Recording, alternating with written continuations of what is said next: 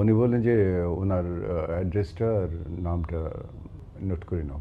হাত পা বেঁধে রেখে আপনি যদি আমাকে সাঁতার কাটতে বলেন, তাহলে আমি সাঁতার কাটবো কী করে? হাত পা বাঁধা অবস্থা তো আমার। হ্যাঁ, যে অনেক মুক্তি পেয়ে অত্যন্ত পপুলার ছবি ওটা।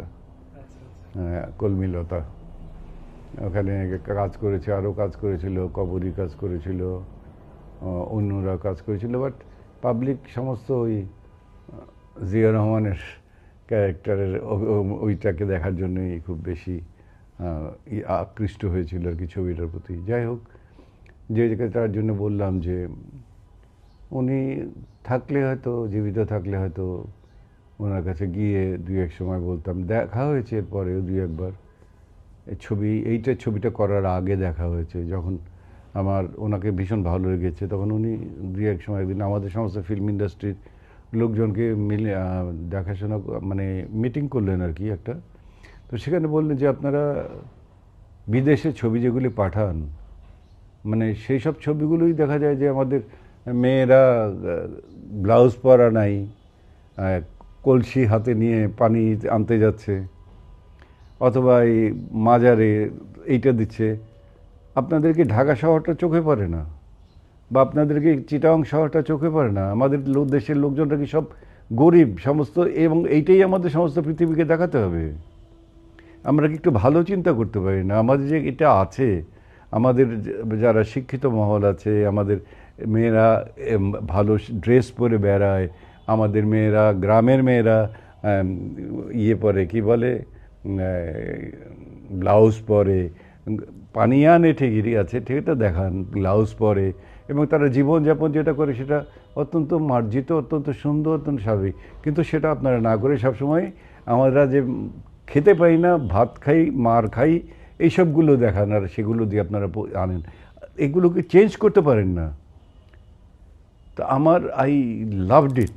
আমার কাছে ভীষণ ভাল লাগলো, যদিও আমার অনেকেই আমাকে তো সেই মুহূর্তে অপছন্দ করেছে। I loved it. আমি তখন দাঁড়িয়ে বললাম যে স্যার, আমার এক ছোট্ট কথা আছে। তো উনি বললেন যে বলেন। তো বললো যে আমরা এইগুলো যে করি, আমি আপনার যেসব কথাগুলো বলছেন সেসব কথাগুলো যদি সেগুলো আমি বর্তমান সমাজকে যদি আমি তুলে ধরি, তাহলে সেন্সর বোর্ড থেকে তো সেটা আমাকে পারমিট করে না, দেখানো হয় না।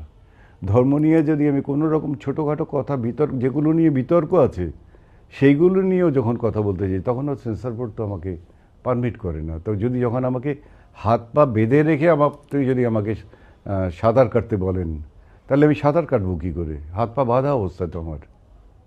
তুমি আমার চোখের দিকে হয়তো তাকিয়েছিলেন, বিকজ চশমা পরা ছিল, আমি তো সেটা বুঝতে পারবো না, চোখটা তার আমার দিকে, কিন্তু the face was fixed to me. বললো যে পাশে ছিল বোধহয় কর্নেল সালাউদ্দিন অথবা সামবডি লাইক দ্যাট। উনি বললেন যে ওনার অ্যাড্রেসটা আর নামটা নোট করে নাও। ব্যাস, এর পরবর্তী পর্যায়ে আর ওনার সাথে ডাইরেক্ট সালাউদ্দিনের সাথে আগে দেখা হয়েছে, আলাপ আলোচনা হয়েছে। That is another part. কী ব্যাপারে আলাপ হয়েছে, কেন আলাপ হয়েছে, সেটা different thing, and I don't want to talk about that thing, because Salauddin কোথায় আছে, কর্নেল, আই ডোন্ট নো, এবং জেনারেল জিয়া তো আমাদেরকে ছেড়েই চলে গেছেন। কাজেই সেই পার্টের কথা বলে আর কোনো লাভ নেই।